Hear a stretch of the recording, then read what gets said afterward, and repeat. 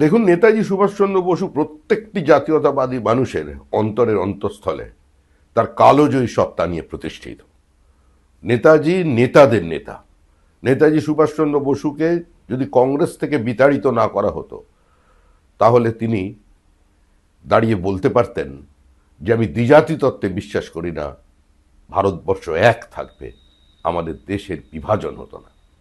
নেতাজি সুভাষচন্দ্র বসু বন্দে মাতরমকে খণ্ডিত করার বিপক্ষে ছিলেন। নেতাজি সুভাষচন্দ্র বসু ভারতবর্ষে উপস্থিত থাকলে এভাবে ক্ষমতার হস্তান্তর হতো না। রাজনৈতিক মতপার্থক্য থাকতে পারে, কিন্তু নেতাজি তার কালোজয়ী সত্তাকে নিয়ে সমস্ত কিছু উত্তরণ ঘটিয়ে দিয়েছেন।